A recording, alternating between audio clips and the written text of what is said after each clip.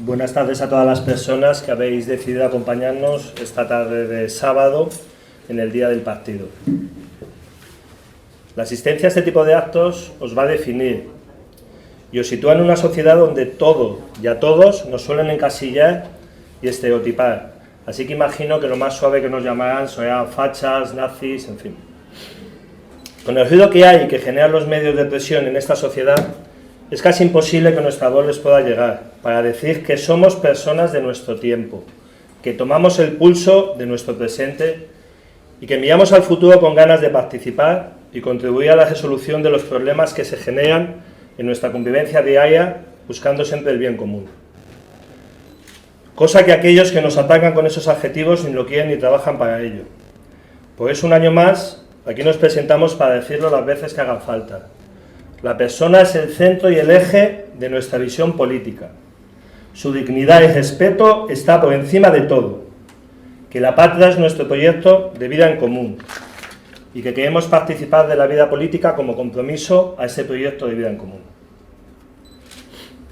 La verdad es que nos está tocando vivir esta época de posmodernidad. La posmodernidad presta atención de manera excesiva a las formas. No hay una ideología formal ni un acentuado compromiso social. El hombre posmoderno no se define por nada en particular, todo es relativo. Descentralización de toda autoridad científica e intelectual, esa búsqueda de la diferencia entendida como realidades e identidades culturales, ese reconocimiento de las diferencias nos genera una conciencia que somos una entre muchas culturas, la pluralidad. Ante este mundo plural caemos en ese relativismo. Si no hay razón que unifica valores y conocimientos, todo sea válida en nuestra manera de percibir la realidad, lo cual nos genera un vacío de ideales. Este relativismo se opone al universalismo, el cual tiene una escala de valores universales como la honestidad, la justicia, la hermandad, el amor, el compromiso, que no tendrán cabida en esa sociedad plural. Como consecuencia de este relativismo, de la diferencia, de la pluralidad, de la comunicación en masa, se produce un vacío de ideologías. Esta sociedad posmoderna ha llegado para quedarse, nos gusten o no los principios que ella maneja. Así que todos aquellos valores generales que queramos introducir, debemos asumir que no son valores de facto, que se instalarán de manera espontánea, sino que debemos instalarlos dentro de las interpretaciones actuales y con formatos que sean interesantes. Los pilares sólidos que apuntalaban la identidad de las personas con una familia fuerte, un Estado fuerte, trabajos de calidad indefinidos, seguridad, se han venido abajo hasta convertir a las personas en barcos a la deriva. En este mundo globalizado, la sensación de inseguridad existencial está allí. La desregulación progresiva de los mercados de trabajo, la flexibilización de empleo hace que se propague la fragilidad de las posiciones sociales y la inestabilidad de las identidades socialmente reconocidos, y aparece la precariedad. La estigmatización de las personas por el propio sistema, que te encuentres en esa situación precaria es solo culpa tuya. El sistema te da todas las herramientas, el fracaso solo es tuyo, eres un incapaz. Esta inseguridad no solo es producto de los políticos, ni de los medios de comunicación ansiosos de noticias alarmistas, que también, sino que se está incorporando a nuestra condición existencial. Esta precariedad va camino de convertirse en un material de fabricación de las técnicas de gobierno. Estos gobiernos no están interesados en calmar las inquietudes ciudadanas, más bien en cebar de ansiedad provocada por la incertidumbre del futuro y por la inseguridad. Desplazan la preocupación ciudadana de problemas, como los empleos, la fiabilidad de los trabajos, la cobertura social, que los gobiernos son incapaces de manejar hacia otros problemas que sí los manejan muy bien. Hemos visto, desgraciadamente, el terrorismo en Francia, como de un día para otro se creó el estado de emergencia y se cerraron todas las fronteras. Aparece lo que es el miedo social.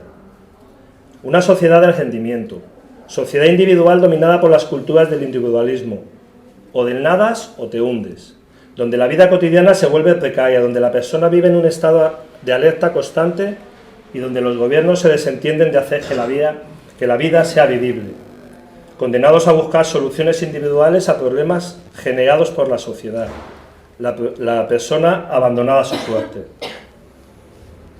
En este mundo globalizado hemos caído también entonces en la indiferencia globalizada.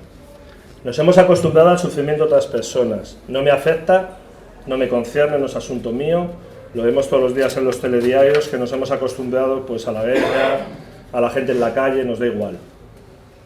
En la búsqueda de soluciones aparecen los salvadores. Esto hace que grandes mentiras produzcan grandes miedos, y a su vez de ansias de que haya hombres y mujeres fuertes, en buscar a personas, en convertirlos en mitos. Hoy que vamos a hablar aquí de mitos, ¿no? Palabra mito, que la Real Academia de la Lengua suele referirse a hablar de dioses, héroes y de personajes que hacen cosas imposibles de hacer en la realidad, o historias imaginarias que alteran las verdaderas cualidades de una persona o de una cosa y le dan más valor del que tiene. Y estos hombres fuertes que buscamos, que con su varita mágica y su populismo, con cualidades redentoras, con discursos de ira, con discursos de odio como solución, ellos deciden quién es gente y quién es casta. Lo sentimental por encima de lo racional. Lo estamos viendo, viviendo y sufriendo, y esa no es la solución. ¿Qué podemos hacer? Agachamos la cabeza, mantenemos la cabeza por encima del agua. Qué difícil resulta a veces formular soluciones, y cuando se formulan solo se proponen desde valores sin concreción, o bien queremos descargar toda la responsabilidad de las soluciones en organismos, en instituciones, en los gobiernos que son los que causan esta crisis social. En ambos casos nada nos compromete. No hay otra manera más que de salir de la crisis que mediante la solidaridad entre todos nosotros. Cada uno de nosotros somos hombres y mujeres fuertes, porque nuestros problemas no son solo nuestros. El paro, la vivienda, la falta de expectativas son las caras de los problemas de esta globalización y que este sistema nos muestra. Con la inquietud de hacer algo, es necesario entonces formular propuestas concretas y realizables, así como crear espacios de disidencia donde podamos aprender para ser eficaces, compartir experiencias y fortalecernos personalmente y colectivamente. Porque no solo vivimos el dominio de nuevos poderes que provocan nuevos problemas, sino que también esos nuevos poderes tienen la sorprendente capacidad de absorber, asimilar y neutralizar toda propuesta que cuestione el orden establecido. Es pues necesaria la creatividad para articular nuevas maneras de hacer frente a los poderes que amenazan nuestra dignidad, nuevas formas de militancia con nuevas soluciones. No podemos buscar soluciones de hace 80 años a problemas del 2016.